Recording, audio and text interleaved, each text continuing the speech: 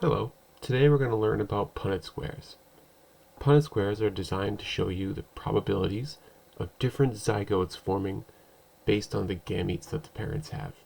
Gametes are haploid, which means they have one copy of each gene, whereas zygotes are diploid, they're going to have two.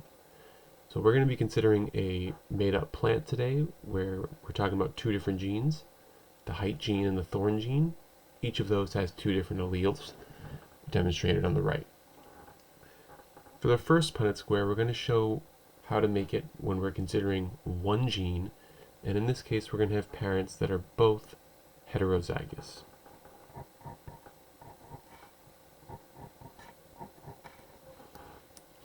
When you set it up like this, first you want to start with just your dominant genes, in this case the capital H, and you should put your dominants in the rows and columns that they appear first.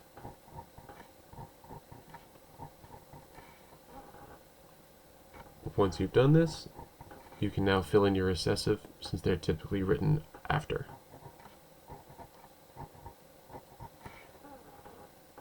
Once you've created this Punnett square, you can see a few things. If there are heterozygous parents for the height gene, then there's a 75% chance that these offspring will be tall. There's a 25% chance that they will be short. That's a way to think about it when we think about phenotypes. What does the plant look like? In terms of genotypes, there are three different possibilities: homozygous dominant, heterozygous, and homozygous recessive. Now, when you want to make a Punnett square considering multiple genes, you need to think about a few things first. How many possibilities are there? How big should my square be? Well, with two genes that are both diploid and both have two different alleles, we can try to create all the different combinations possible. You're going to always take one H and one T in this situation. So if you choose the capital H, then you can choose either T. If you choose the lowercase h, you can also choose either T, which tells me that there are four possible choices with two genes as opposed to just two with one. So let's create a bigger Punnett square.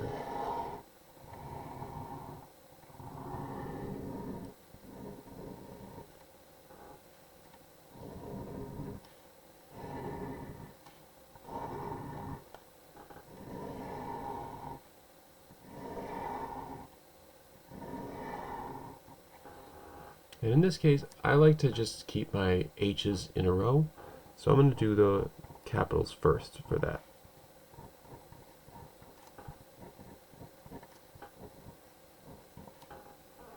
And then I'm going to repeat that process here.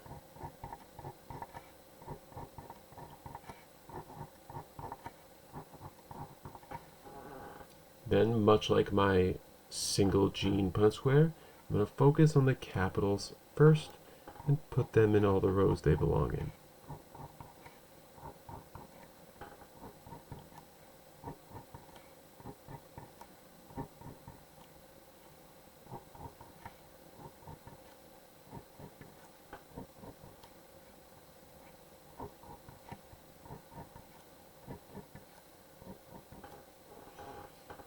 Then I'm going to distribute my lowercase h's.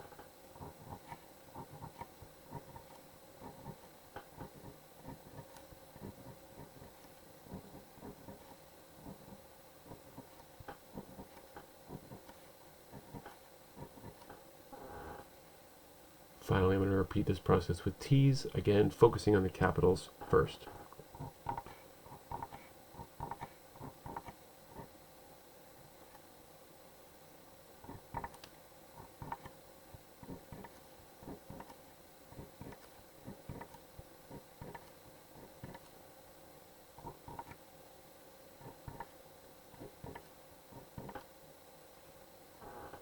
And now I can distribute my lowercase.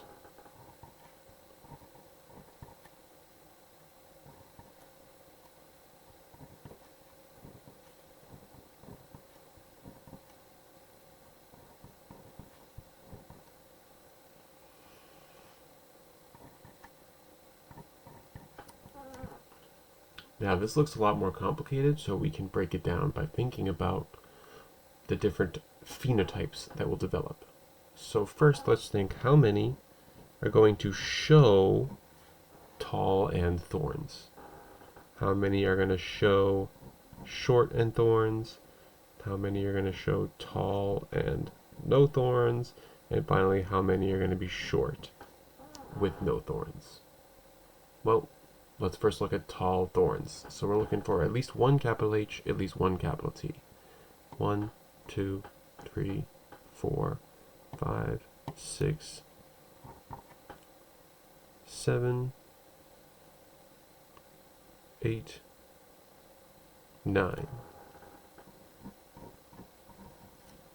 There are 9. I'll cross them out here.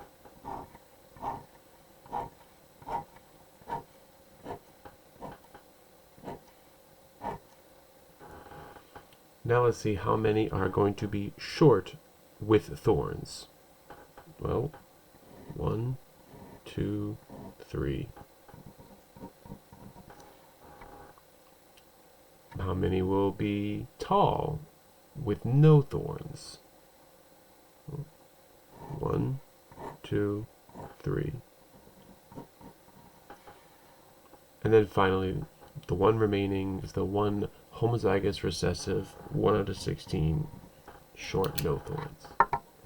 And this 9-3-3-1 pattern is very typical for heterozygous parents, considering that there are 2 genes in play, both with 2 alleles. Hopefully this helps figuring out how to create Punnett squares. Enjoy the rest of your day.